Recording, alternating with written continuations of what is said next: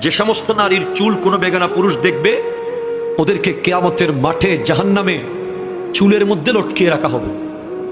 2, যে সমস্ত নারী স্বামীর সাথে তর্ক করে কথায় কথায়, বাকবিতান্ডে জড়িয়ে যায়, কথায় কথায় জবাব দেয়, স্বামীর মনে আঘাত দেয়, তাদের জিহ্বার মধ্যে লটকিয়ে রাখা হবে। জানিয়ে দেবেন আপনার ওয়াইফকে। আপনাদের সাথে আসতেছি একটু পরে। শুধু মেয়েদের কথা বলে চলে যাওয়ার লোক আমি না, আপনারাও আছেন সামনে। যে সমস্ত নারী পরকীয়া সম্পর্কে লিপ্ত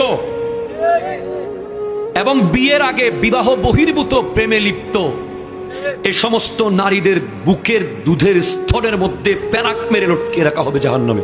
নাউজুবিল্লাহ। 4, যে সমস্ত নারী উপকার করে খোঁটা দেয়,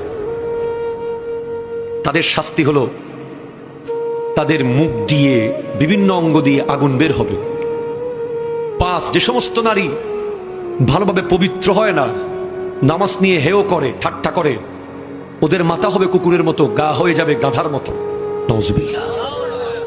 অথবা যাদের হাত পা বেঁধে রাখা হয়েছে, সাপ বিচ্ছু ছেড়ে দেওয়া হয়েছে, এরাই শাস্তিটা পাবে।